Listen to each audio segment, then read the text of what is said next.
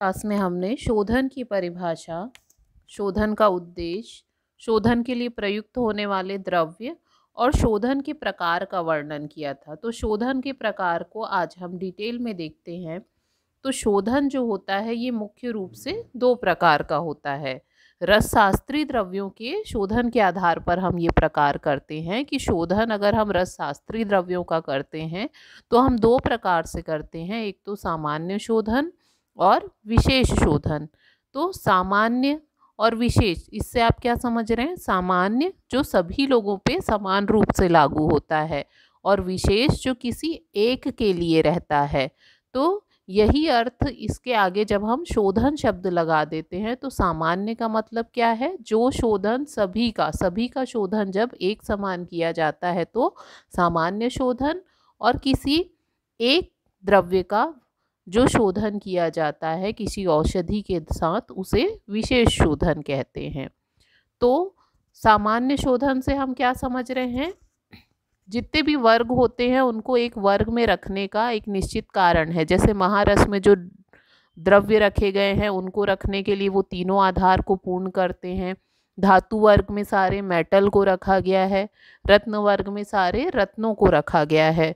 तो इन सारे वर्गों में जो एक समान द्रव्य पाए जाते हैं, इनमें अगर हम अशुद्धि की बात करें या गुणों की बात करें तो इनमें गुण भी एक समान पाए जाते हैं।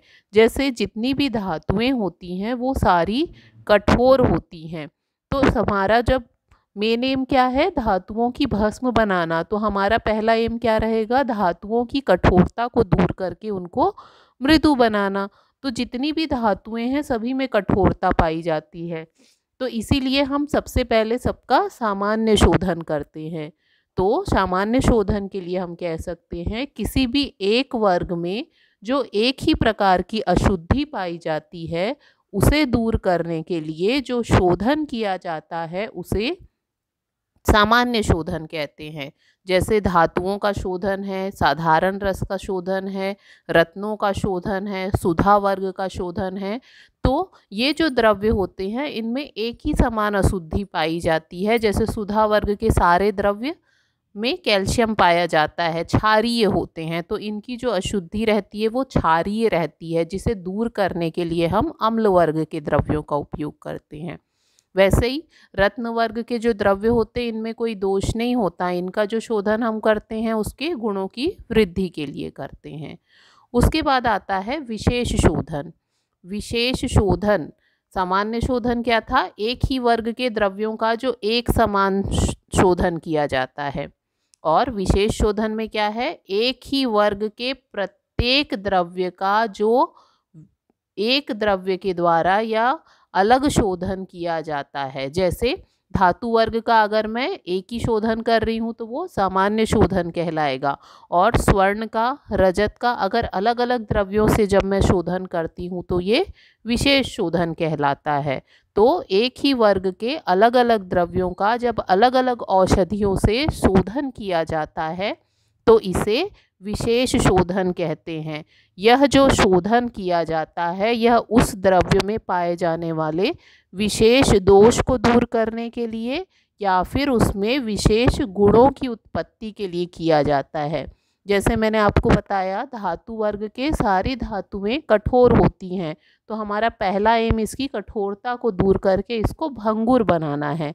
तो सामान्य शोधन हम निर्वाप की विधि से करते हैं जिससे ये कठोर से भंगुर बन जाता है। इसके बाद जब ये भंगुर बन जाता है तो पुनः इसमें अलग अलग चीज़ों में, जैसे स्वर्ण में कोई दोष नहीं पाया जाता लेकिन तांबे में 8 दोष पाए जाते हैं, तो इनको भस्म बनाने से पहले इन 8 दोषों को भी दूर करना जरूरी है। तो स्वर्ण को वो शोधन हम नहीं लगेगा लेकिन ताम्र को लगेगा, तो ताम्र का वह शोधन क्या कहलाएगा जिससे इसके 8 दोष दूर हो रहे हैं? विशेष शोधन। तो इस प्रकार शोधन के दो प्रकार हैं, सामान्य शोधन और विशेष शोधन। एक ही वर्ग के द्रव्यों में जो एक ही प्रकार की अशुद्धि है उसको दूर करने के लिए हम सामान्य शोधन करते हैं, और एक ही वर्ग के जो द्रव्य होते हैं जिनमें अलग द्रव्यों का उपयोग करके हम शोधन करते हैं उसे विशेष शोधन कहते हैं। इसके बाद हम देखेंगे शोधन के लिए रसशास्त्र में जो अलग अलग प्रकार की शोधन प्रक्रिया बताई गई है, जैसा हमने शोधन की डेफिनेशन में देखा था कि बताई गई औषधियों के साथ किसी भी द्रव्य का मर्दन, भावना, निर्वाप। तो ये जो मर्दन, भावना, निर्वाप, ये सब क्या कहलाती हैं? शोधन की प्रक्रिया। तो रसशास्त्र में 30, 35 या 50 जितने भी ड्रग होते हैं, सभी की जो शोधन विधि होती है वो अलग अलग होती है। तो उन्हीं को हम अध्ययन करेंगे कि रसशास्त्र में कौन कौन सी शोधन प्रक्रिया होती है। तो पहला इसमें देखेंगे तो पहली जो प्रक्रिया है वो स्वेदन कहलाती है। इंग्लिश में अगर देखें तो बॉइलिंग विथ लिक्विड। जब भी हम द्रव को गर्म करते हैं तो उससे क्या होता है? भाप निकलता है, जिससे से क्या होगा? अगर इसके संपर्क में कोई खनिज द्रव्य आता है तो उसमें कोई अशुद्धि होती है तो वो बाहर निकल जाती है।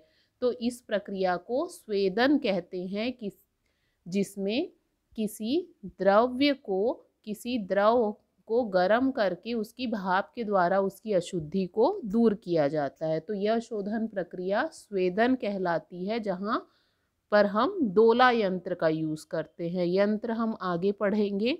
तो अभी सिर्फ इतना याद रखो कि जहाँ पर शोधन विधि स्वेदन हम बता रहे हैं, वहाँ पर डोला यंत्र का उपयोग होता है।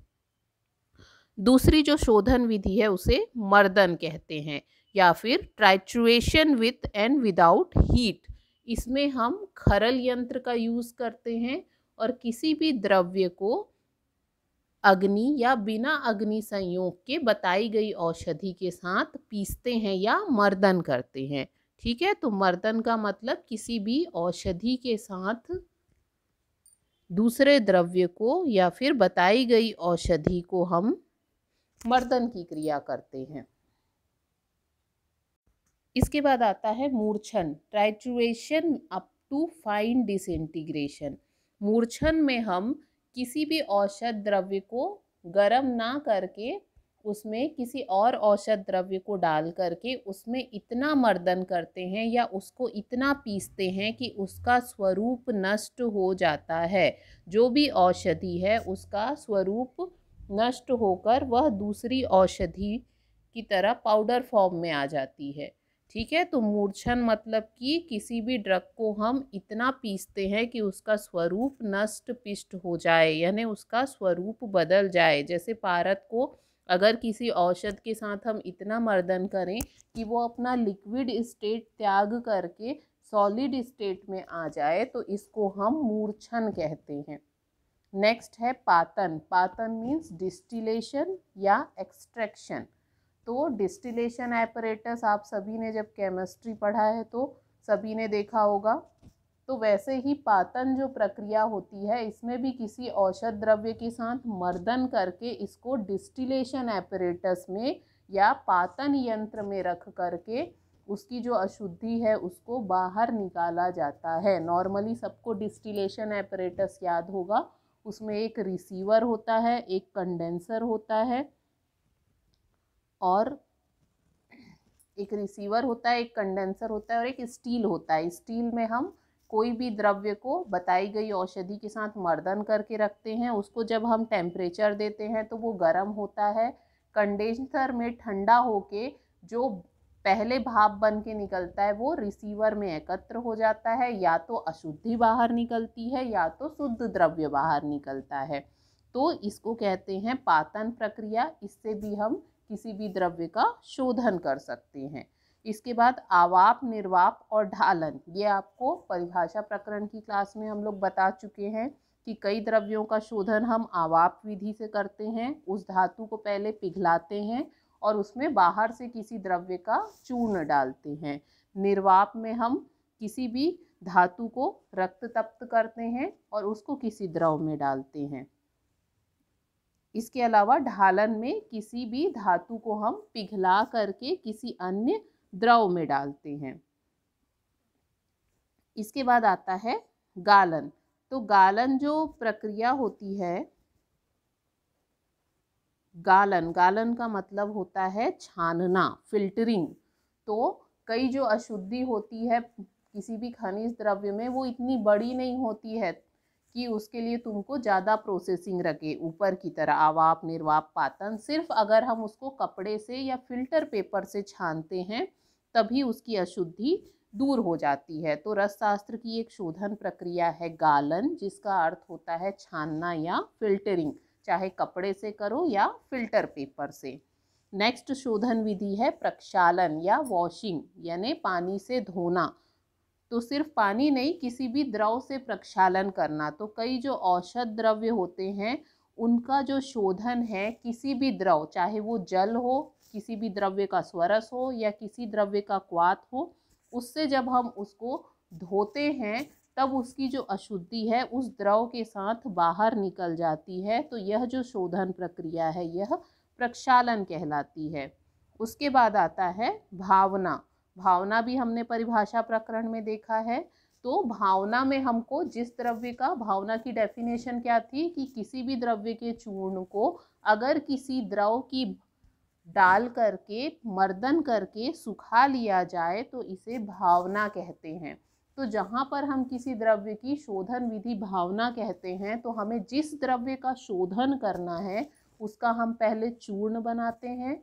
उस चूर्ण में हम बताए गए द्रव्य की द्रव अवस्था को डालते हैं, चाहे उसका स्वरस डालें, क्वाथ डालें, फिर उसको हम धीरे धीरे मर्दन करते हैं और फिर उसको जब वो सूख जाता है तब हम उसको शुद्ध मानते हैं। तो ये कहलाती है भावना process, addition of liquid and drying through trituration. Trituration का मतलब होता है मर्दन या भावना।